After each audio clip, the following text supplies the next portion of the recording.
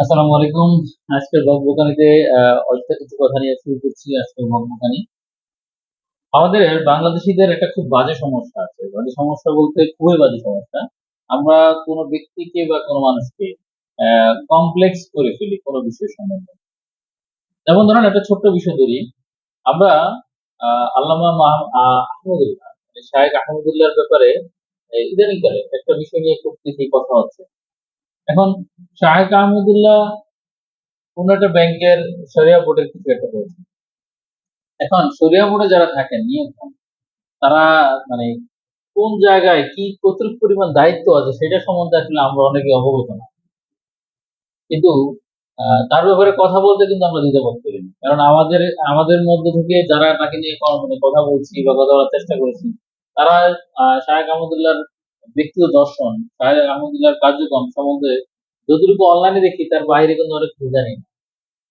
ধরেন আহ শায়েখ আহমদুল্লাহর একটা বিগত দিনের পোস্টের অনেক স্ক্রিনশট শেয়ার করছেন যে দারিদ্র কারণে আরঙের চাকরি থেকে বাদ পড়া যুবকের সাথে যোগাযোগ করা দরকার। আহ দেশের প্রথম শ্রেণীর শিল্পপতি তার কথা বলতে বলেছেন চাকরির ব্যাপারে সহযোগিতা। সেই প্রথম শ্রেণীর যে মানুষটা মানে যেই গ্রুপের কথা বলা হয়েছে সেই প্রতিষ্ঠান অলরেডি এখন আহ দেউলিয়া প্রান্তে বা তারা হাজার হাজার কোটি টাকা লুটপাট করেছে। এখন দেখেন হাজার হাজার কোটি টাকা লুটপাট করেছেন সেটা তো শাহেখ আহমদুল্লাহর কাজ না। হ্যাঁ, তাকে যে আলোচনা করা বা সমালোচনা করা বা যেটা যিনি জানেন সে বিষয়ে কথা বলা দরকার। কিন্তু ইসলামিক স্কলার হিসেবে বা ইসলামিক লোক হিসেবে তার দায়বদ্ধতা হলো ইসলামিক বিষয়গুলো নিয়ে কিছু চিন্তা করা। আমার কাছে মনে হয় যে তিনি যেই জায়গায় ছড়িয়ে পড়ে আছেন সেখানে অবশ্যই তিনি যে আলোচনা করেছেন। এখন ব্যাংক থেকে লোন নেন, ধার নেন, ঋণ নেন, এগুলো তো শাহেখ আহমদুল্লাহ করেন না। শাহেখ আহমদুল্লাহ তো সেই কাজে তাকে মন্তব্য ব্যাংক নিবে না। এটা ছড়িয়ে পড়ে উনি যতই থাকুক। এটা আমরা যারা মানে বিভিন্ন সেক্টরে কাজ করি আমরা অন্তত এটা বুঝি যে সুরিয়াবড় যাদেরকে নেয় বা কোনো একটা সেক্টর যখন কাউকে নেওয়া হয় সেটা কতটুকু পরিমাণ তার কথা বা কাজ বা তার ম্যাটার গুলোকে গুরুত্বপূর্ণ হিসেবে নেওয়া হয়। তো এখন যখন আহ একটা বিষয় নিয়ে আলোচনা সেটার পরিপ্রেক্ষিতে আলোচনা আসছে কি শাহেখ আহমদুল্লাহ 100 কোটি টাকা আসন্দার যেই ডোনেশন হয়েছে এবং সেটার বিষয় নিয়ে যে কথা হচ্ছে যে সেটার হিসাব চায় না, ব্যাংক খাতে ভয়াবহ লুটপাট হচ্ছে সেগুলা ক্ষেত্রে মানে ঠিক কথা বলেন না। এই যে দুইটা কমপ্লেক্স, দুইটাকে একসাথে করে ফেলা। দেখেন ব্যাংক খাতের কোন জায়গায় যদি ওনার কোনো মানে অযোগ্যতা থাকে বা ওনার কোনো কথা বলার কারণে ওনার নিয়ম থাকে বা ওনার কোনো ভুল থাকে সেটা নিয়ে আলোচনা করে। কিন্তু সেটার সাথে ওনার দানের টাকার 100 কোটি টাকা টাকা দিয়ে যে মহান কাজ করতেছেন সে জায়গায় কেন আপনারা প্রশ্ন একসাথে করতেছেন? এই যে একসাথে করে ফেলা, একসাথে করার কারণে আপনি যে তাকে কোনোটা মানে এটার সাথে এটা তুলনা দিয়ে যে হেয় করতেছেন সেটা কিন্তু ঠিক। এটা ভুল আপনার। এই যে এটা ভুল এটাকে বুঝার ক্ষমতা আমাদের নাই। ঠিক একই কাজ দেখেন গতকালকে মঞ্জুর আল মতিনের ক্ষেত্রে ঘটেছে। মঞ্জুর আল মতিন আমাদের জুলাই আগস্ট অভ্যুত্থানে যে অবদান রেখেছেন, যে কথা বলেছেন, যে কথায় অনেকের স্পিড পেয়েছে যে আমরা এখানে কথা বলতে এসেছি কারো মানে বাপের জন্য না। এই যে ওই সময় যে তার টোন, ওই সময় যে তার আলোচনা, ওই সময় যে কথা, সেই মঞ্জুর আল মতিন এখন হয়তোবা এলজিবিটি নিয়ে তারা একটা মন্তব্য প্রকাশ করেছে। এখন ২ মানুষের মধ্যে আলাদা হতে পারে। আমরা আমাদের যে মতামত, ব্যক্তিগত যে মানুষের মতামত থাকে, সকল মানুষের মতামত যারা পাবলিক ফিগার তাদের অনেক কিছু মেনে চলতে হয়। আমাদের এটা বুঝতে হবে। আমি একটা মতামত আমার জায়গা থেকে আমি পাবলিক ফিগার না। তা আমার একটা মতামত আমি হুট কি বলতে পারি। একই কাজ কিন্তু মতামতই করতে পারবে না।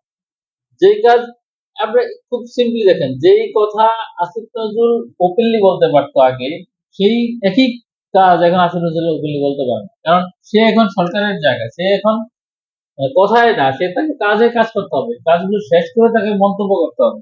আদারওয়াইজ সে মন্তব্য করতে পারবে না। আর আগে যেটা আছে সে ইচ্ছা মতো তার একটা দাবি সে জানাতে পারছে, একটা কথা সে বলতে পারতেছে। একটা ডিমের দাম বাড়ছে সে কথা বলতেছে, মুরগির দাম বাড়ছে সে কথা বলতেছে, ইলিশ কেন গেছে সে নিয়ে কথা বলতে পারতেছে। এখন তাকে সেই কথা বলার জায়গাটা কমে তাকে কাজের জায়গাটা বেড়ে গেছে। তাকে এখন কাজ করতে হবে, কাজ করে প্রমাণ করতে হবে সেটা করেছে, সে কোথায় না কাজে প্রমাণ করে দেখাতে হবে। এই যে চেঞ্জ, এই যে দুটো আলাদা বিষয়, এই বিষয়টা আমরা অনেকে বুঝতে চাই না, আমরা আমাদের মতো করে বলতে চাই।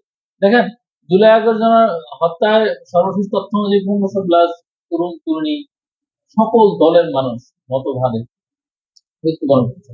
আল্লাহ তাদেরকে শহীদ মর্যাদা দান করুন। এই যে মানুষগুলো মারা গেছে, আমরা কি তাদের নিয়ে এখন মতামত করলে হবে যে সে বিএনপি করে, সে জামাত করে, সে সিভিল করে, সে রিক্সাওয়ালা না, সে ছাত্র না, সে এই না কি না? এটা নিয়ে আলোচনা করার কোনো সুযোগ নেই। কেন সুযোগ নেই? এই সকল মানুষ এসেছিল একটা উদ্দেশ্যে, যে ফ্যাসিস্টকে কি করবে, নির্মূল করবে।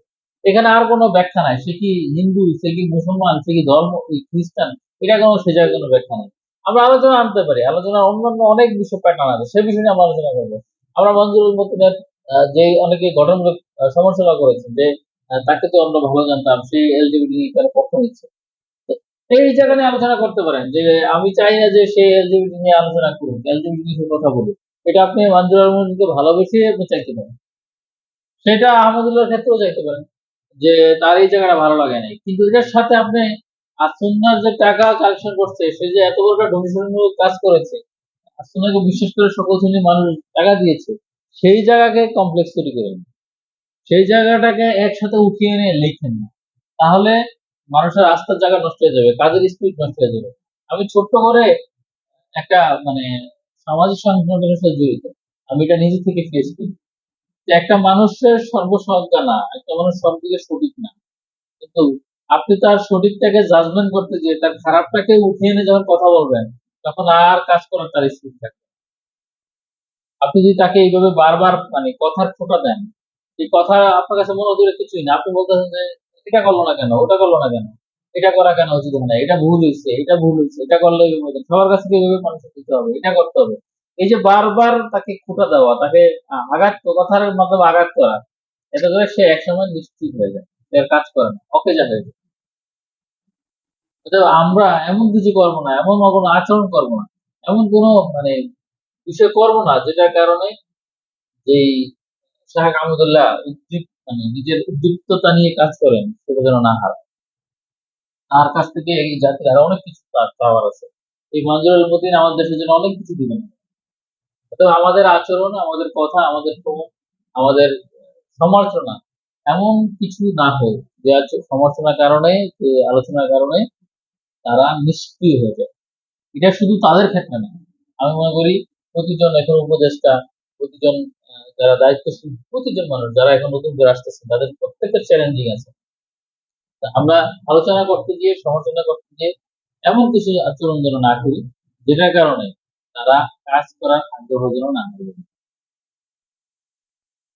আসুন, সমালোচনা করার ক্ষেত্রে গঠনমূলক সমালোচনা করি এবং সেখান থেকে আমরা প্রকৃত পথ খুঁজে বের করি। ভালো থাকবেন সবাই।